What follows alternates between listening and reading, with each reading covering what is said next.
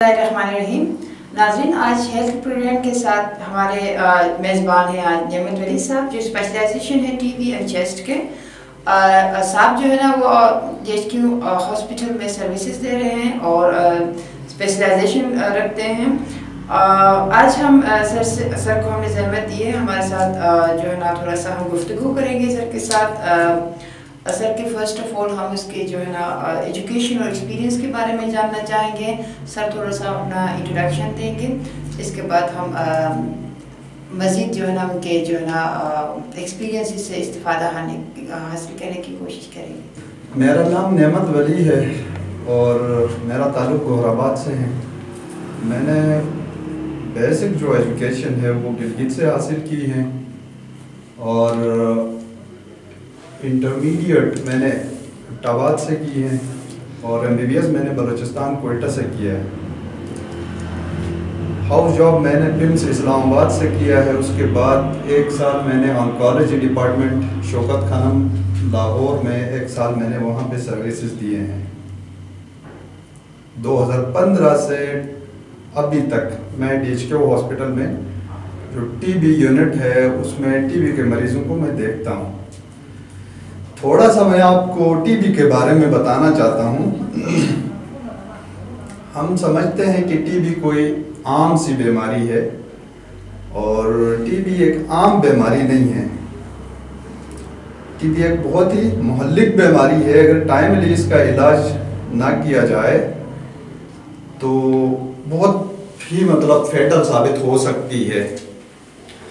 दूसरी बात इसमें यह है कि एक पुअर जो कम्युनिटीज़ हैं, पुअर रीजन्स जो हैं जहाँ पे हाइजीनिक कंडीशंस भी आपकी ठीक ना हो, ऐसे एरियाज़ में ये बहुत ही ज़्यादा आम होती हैं।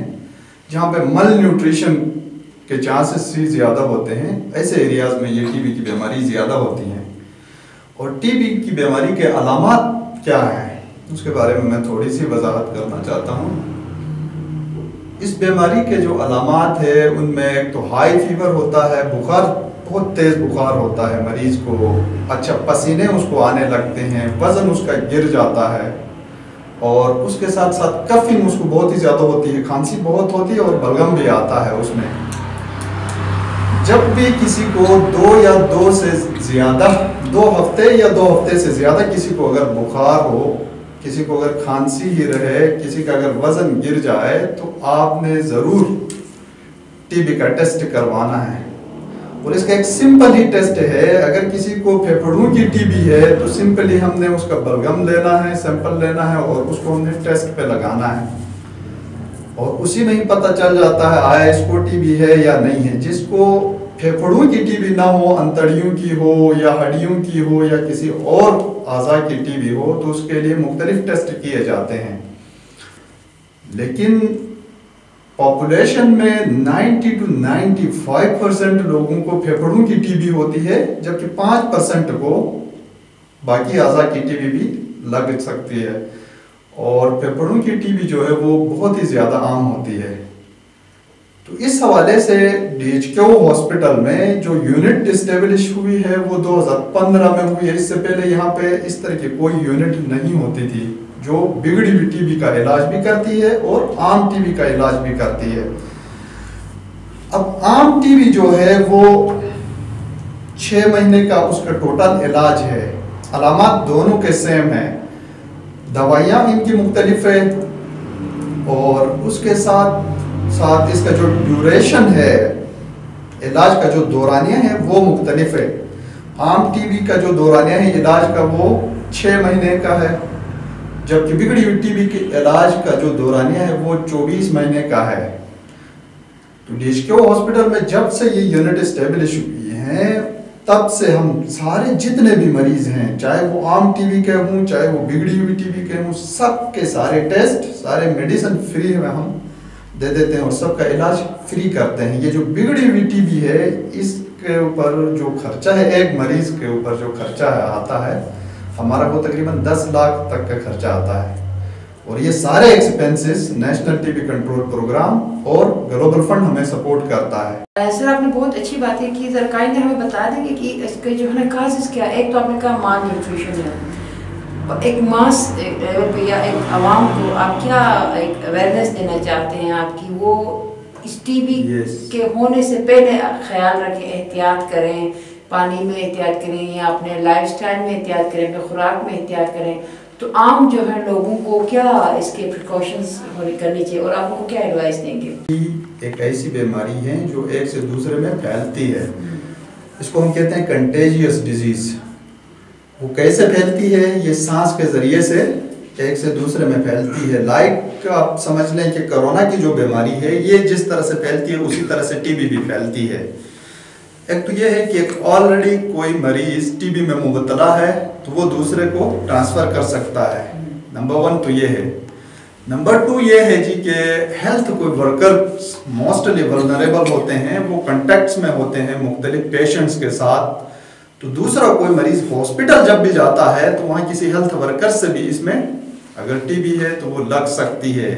क्योंकि वार्ड्स के अंदर बहुत सारे पेशेंट को एक साथ रखा जाता है, वहाँ किसी पेशेंट को लग गई है, उसने अपनी हिस्ट्री नहीं बताई हो तो उस पेशेंट से भी किसी और में ट्रांसफर हो सकती है। इसकी बुनियादी वजह यह है। अब इसके प्रिकॉशंस क्या है? नंबर 1 ये है कि जी मैंने कहा जैसे कोई भी बंदा अगर वो अपना प्रॉपर डाइट ले ले, प्रॉपर हेल्थ हो उसकी, तो उसको ये बीमारी अटैक नहीं कर सकती है। ठीक है। दूसरी बात यह है कि अगर इन केस उसको अगर लग जाती है ये बीमारी, तो चूंकि ये सांस के जरिए से फैलती है, उसको फिर प्रिकॉशनरी मेजर्स भी कुछ अडॉप्ट करने चाहिए, अपनाने चाहिए, हिफाजती उसे इकदाम अपनाने चाहिए। उसमें यह है कि आइसोलेशन इख्तियार करे, वो अलग से रहे, घर में भी एक अलग रूम में रहे, जब तक उसका इलाज शुरू नहीं होता है तब तक वो अलग ही रहे, घर वालों के साथ नहीं रहे।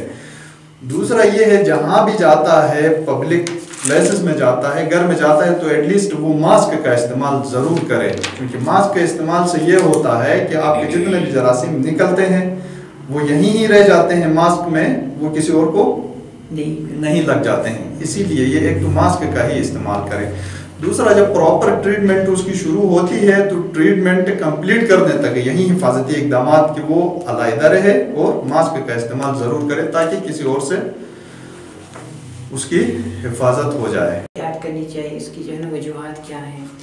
आप एक जनरल पब्लिक को क्या मैसेज देना चाहते हैं कि अपने हिफाजत के और अपने हिफाजत सेहत के उसूल या जो है ना जीबी में जिस तरह बहुत सारे रिसोर्सेज नहीं है, लोगों को बहुत परेशानी भी है, और दूसरी सेकंड चीज़ ये जो बाज़ार की चीज़ें आ गए तो लोगों ने वो शॉर्टकट ढूंढना शुरू किया है। एक तो हमारा एक होटलिंग सिस्टम है, जो प्रोफेशनल्स हैं या स्टूडेंट्स हैं वो उसकी तरफ ज़्यादा रुझान है लोगों का, और जो स्टूडेंट्स हैं बच्चे हैं वो जो है ना ये जंक फूड कहते हैं उनकी तरफ उनका ज़्यादा रुझान है।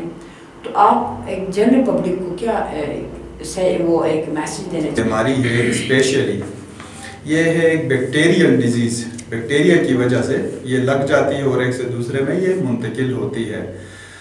दूसरा, जो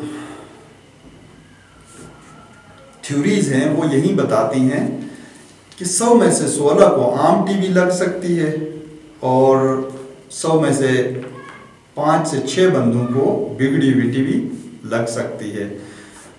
और ये पुअर बैकग्राउंड या पुअर जो एरियाज हैं जहाँ की हाइजीनिक कंडीशन प्रॉपर खुराक ना हो, ऐसे एरियाज में ये आम होती है।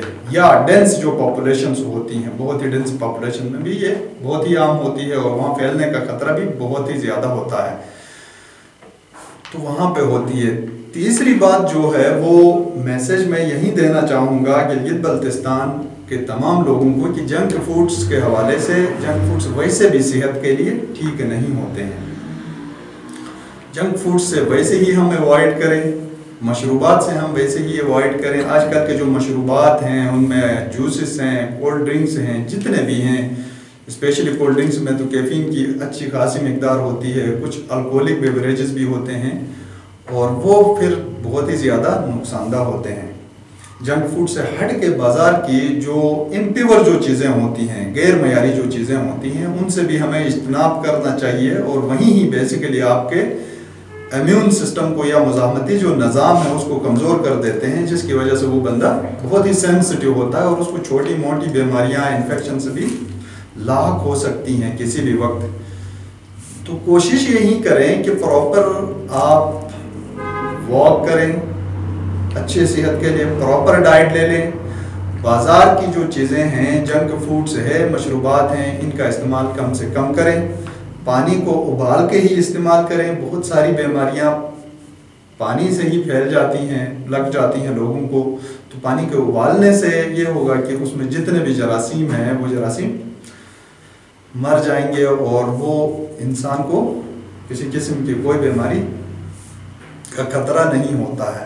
अवॉइड करनी चाहिए घर का खाना और पॉसिबली ऑर्गेनिक फूड की तरफ ज़्यादा जाना चाहिए। हाइजीन को थोड़ा सा अनपैक करेंगे सर कि साफ सफाई किस लेवल पे ज़्यादा ज़रूरी है थोड़ा सा, क्योंकि हम देख रहे हैं कि लोग अपना घर साफ करके गली में फेंक देते हैं या अपना सेवरेज सिस्टम आपकी गली में है तो बाहर की मेरे ख्याल से वो गंदगी वो जरासीम आपके घर के अंदर आती है।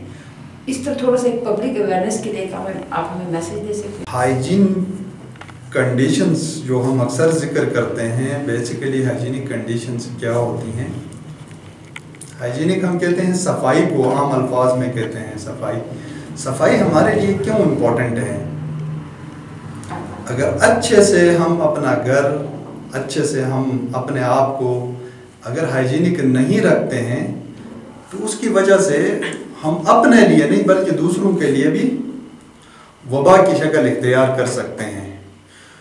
वो इसलिए ज़रूरी है, बहुत सारी ऐसी बीमारियां हैं जो आपकी अनहाइजीनिक कंडीशंस की वजह से डेवलप हो जाती हैं। लाइक स्कैबीज़ है उसमें, अच्छा आर्टिकेरिया है और इस तरह की जो कई बीमारियां हैं। अब उनके लिए ज़रूरी यह है कि पहले तो आप अपनी ही हाइजीनिक जो कंडीशन है वो बेहतर रखें, सफाई का ख्याल खुद रखें ताकि आपकी सेहत भी अच्छी रहे और दूसरे भी महफूज रहें। दूसरी बात यह है कि जो इन्वायरमेंटल फैक्टर्स हैं उसमें हम अपने घर की सारी सफाई करते हैं या जो भी हमारा डस्ट होता है करके उनको घर के बाहर ही छोड़ देते हैं, वो फिर हवा चलता है और उसी हवा के ज़रिए से वही चीज़ें आके लग जाती हैं। तो ये जो सीजनल जो कफ है, देखें डस्ट की वजह से घर के अंदर भी सीजनल जो कफिंग होती है, सॉर थ्रोट है, फ्लू जो लगता है वो बेसिकली इस तरह के जरासीम से ही लग जाता है।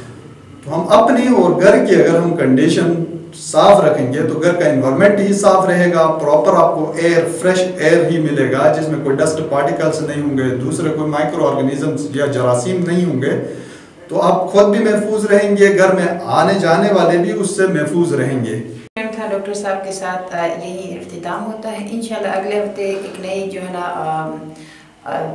मशवरे के साथ, एक नई तजावीज़ के साथ इंशाल्लाह हम फिर आपकी खिदमत में हाजिर होंगे।